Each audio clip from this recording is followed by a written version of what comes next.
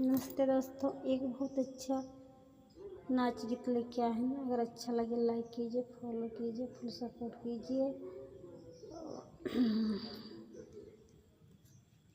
मोहे ले जाए मोरा दिल ले जाए, मोहे ले जाए मोरा दिल ले जाए, कहीं दबलम से गमन ले जाए, कहीं दबलम से गमन ले जाए।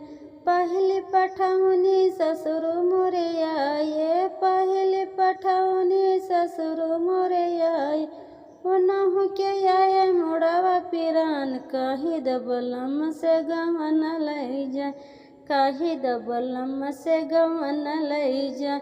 दूसरी पठौनी जियठ मोरे आए, दूसरी पठौनी जियठ मोरे आए, ओनहु के आए चढ़ ग बुखार, कहीं दबलम से गमन ले जाए।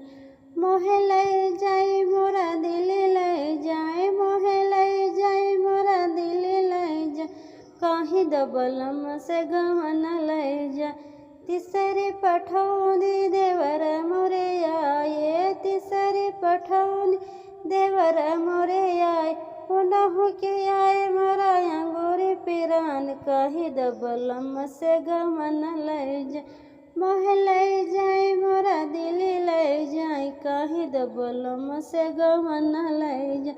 चौथी पठौनी ननदोई मोरे आए, चौथी पठौनी ननदोई मोरे आए, ओनहु के आए जसारा शरीरिया पिरान, कहीं दबलम से गमन ले जाए।